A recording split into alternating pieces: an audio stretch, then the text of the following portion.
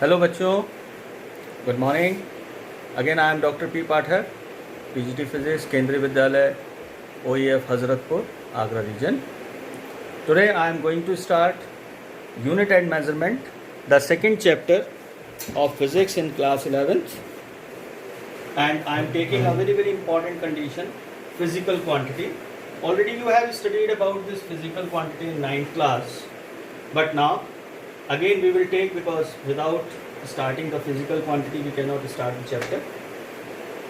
So physical quantity can be defined as a quantity which can be measured directly or indirectly. It is called physical quantity. Directly or indirectly, what is the meaning?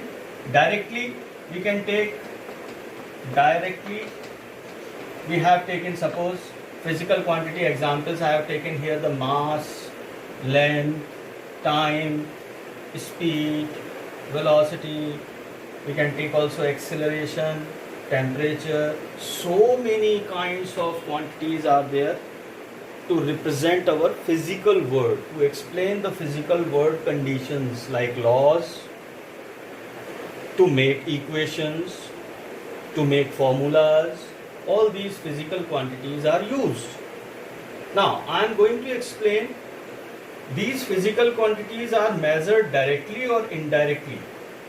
तो हमारे पास बहुत सारी length ऐसी होती हैं जिनको हम direct major कर सकते हैं. For example, by using metre scale. This is a instrument to measure the length. By using vernier calipers, एक इंस्ट्रूमेंट है जो अब 11th क्लास में आप यूज करेंगे बहुत छोटी मेजरमेंट के लिए. फिर स्क्रू गेज आता है.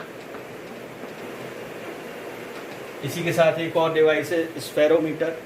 तो ये सारी जो लेंथ ऐसी हैं जिनको हम किसी ना किसी इंस्ट्रूमेंट से मेजर कर सकते हैं, वो सब डायरेक्ट मेथड में आती है.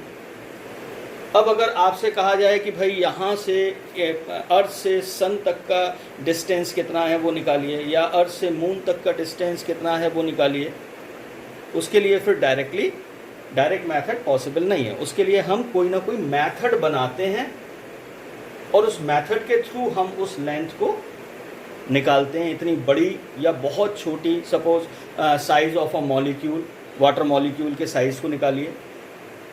मॉलिक्यूल साइज़ कैसे निकलेगा भाई उसका? तो उसके लिए इनडायरेक्ट मेथड हम अप्लाई करते हैं, उसको हम इनडायरेक्टली कहते हैं. Got it my point? A quantity which can be measured directly or indirectly is called physical quantity. अब physical quantities होती कौन कौन सी हैं? बहुत सारी होती हैं, जिनमें से बेसिक्स मैंने लिए: mass, length, time, speed, velocity, acceleration, temperature, volume, area, surface area. All are physical quantities. क्या काम आता है फिजिकल क्वांटिटीज का? फिजिकल क्वांटिटी हमें जितने भी हमारे लॉज हैं फिजिकल वर्ल्ड में, उनको एक्सप्लेन करने के काम में आती है.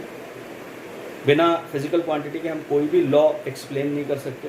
जैसे अभी हमने बेसिक लॉज फर्स्ट चैप्टर में पढ़े थे, जैसे law of gravitation. Law of gravitation को हमने एक्सप्लेन किया फोर्स से.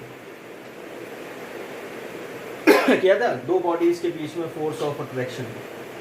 एक बॉडी का मास m1, दूसरी बॉडी का मास m2. इनके बीच में सेंटर से सेंटर फोर्स लग रहा है. ये बॉडी इसको अट्रैक्ट कर रही है, ये बॉडी उसी टाइम इसको अट्रैक्ट कर रही है ना. तो ये फोर्स क्या है? Physical quantity. Basic physical quantity नहीं है, ये ड्राइव्ड फिजिकल क्वांटिटी. तो फिजिकल क्वांटिटीज के भी टाइप्स होते हैं, अभी आगे पढ़ेंगे. तो फिजिकल क्वांटिटी समझ में आए? किसी भी बेसिक लॉ को या फिजिकल वर्ल्ड के लॉज को एक्सप्लेन करने में, इक्वेशंस बनाने में, फॉर्मूलाज बनाने में, सब में हम फिजिकल क्वांटिटी का यूज करते हैं. अब बात आती है कि नीड फॉर मेजरमेंट क्यों ज़रूरी है. क्या आवश्यकता पड़े कि हमें हर चीज़ को मेज़र करना पड़े?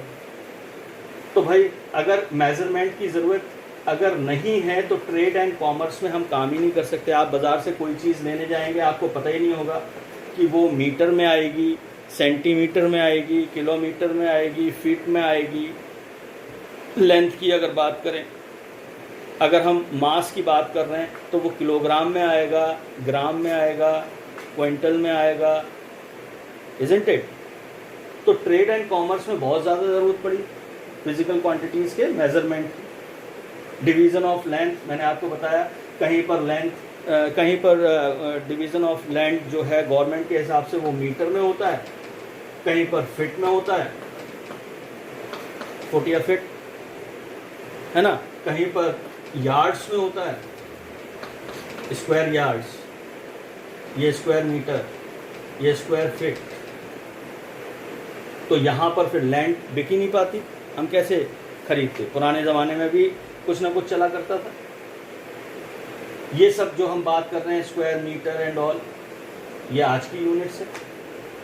मैन्युफैक्चरिंग ऑफ डिफरेंट थिंग्स, हम मशीनों के डिफरेंट पार्ट्स बनाते हैं।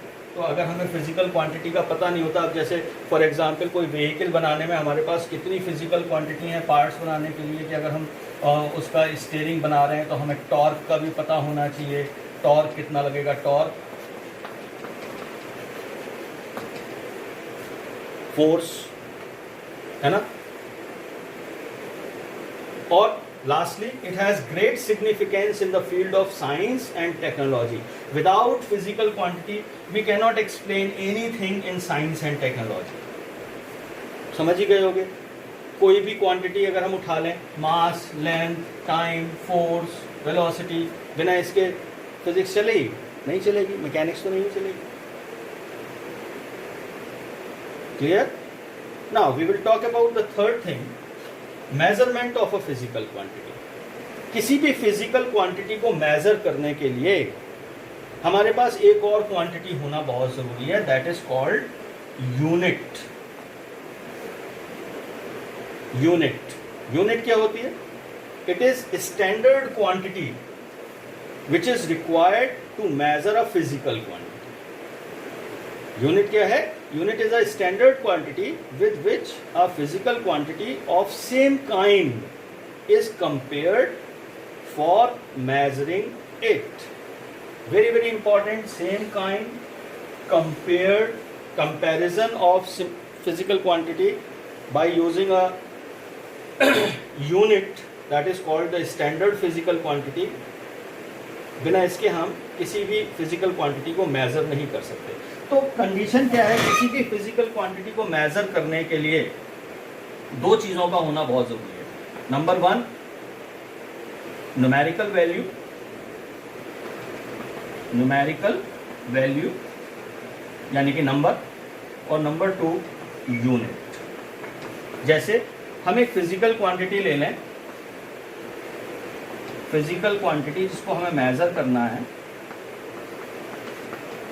let it be x. So x must be equals to what? Numerical value n and the unit u. This is our formula. X equals to numerical value. This is numerical value. We have taken n, and this is unit u. Is that clear? For example, if our x physical quantity is, I will just delete this. I have rubbed it. I think so. You know about need of measurement now. There is no problem. X equals to n into u. n क्या है? Numerical value. Comparison करना है, यहाँ लिखा हुआ है, क्या है? Unit is a standard quantity with which a physical quantity of same kind is compared for measuring it. तो न्यूमेरिकल वैल्यू से कंपेयर करेंगे, and the second thing is unit. कैसे भाई? हमने फिजिकल क्वांटिटी ली, सपोज मास, और मास में भी कुछ ले लो, मास ऑफ अ बॉडी, और हमें पता है मास की यूनिट क्या होती है, 9th क्लास में पढ़ लिया था, kilogram. and suppose its numerical value is 4. Mass of a body, now it is 4 kilogram. 4 is the numerical value and kilogram is the unit. सबको पता है ऐसा यूनिट है किलोग्राम.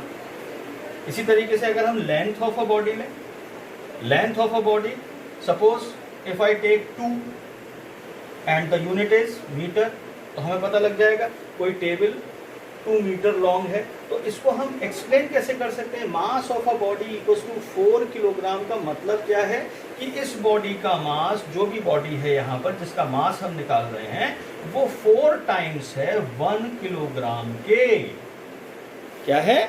4 times a kilogram. यहाँ लेंथ ऑफ अ बॉडी है किसी की, तो वो 2 टाइम्स है अ मीटर. Is that clear? तो हम यूनिट से किसी भी फिजिकल क्वांटिटी को डिफाइन कर सकते हैं. ना in the formula x equals to n into u, physical quantity के लिए एक पर्टिकुलर यूनिट होगी, ना ये चेंज होगा इस क्वांटिटी के लिए, ना फिजिकल क्वांटिटी चेंज होगी इस यूनिट के लिए. Then we can write here n it is equals to constant upon unit. Constant क्या है? Physical quantity. किसके लिए? इस यूनिट के लिए. तो n की वैल्यू क्या हो जाएगी? n is inversely proportional to unit. ये हमें क्या बता रहा है? n is inversely proportional to unit. That if the unit is small then numerical value will be large of a particular physical quantity, and at the same time if the unit is large then numerical value will be small. कैसे भाई? Kilogram बड़ी unit है मास की या छोटी है? बड़ी unit है. इसकी छोटी यूनिट क्या होती है? ग्राम. अगर हम किलोग्राम को ग्राम में चेंज कर दें, अब हमने इसी मास ऑफ अ बॉडी जो हमारे पास 4 किलोग्राम था, अगर हम इसे ग्राम में मेजर करें तो 1 किलोग्राम इक्वल्स टू 1000 ग्राम. तो ये कितना हो जाएगा? 4000 gram. Isn't it? 4000 gram. Numerical value बढ़ गई. कितनी बढ़ गई? 1000 टाइम्स. वहीं अगर हम इसे किलोग्राम कर दें अब, तो 1 किलोग्राम इज इक्वल्स टू 1000. तो 1000 से डिवाइड करेंगे, कितना आया? Again we have taken 4 kilogram. Numerical value क्या हो गई? कम हो गई. तो ये सब बातें आप जानते हैं. 2 मीटर अगर हम इसे सेंटीमीटर में कन्वर्ट कर दें तो 1 metre equals to how much centimetre? 100. तो ये यहाँ क्या हो जाएगा? 200 सेंटीमीटर. न्यूमेरिकल वैल्यू बढ़ गई. अगर यूनिट छोटी है तो सेम फिजिकल क्वांटिटी के लिए, और यूनिट अगर बड़ी लिए तो न्यूमेरिकल वैल्यू कम हो जाएगी सेम फिजिकल क्वांटिटी के. Is that clear all of you? Okay.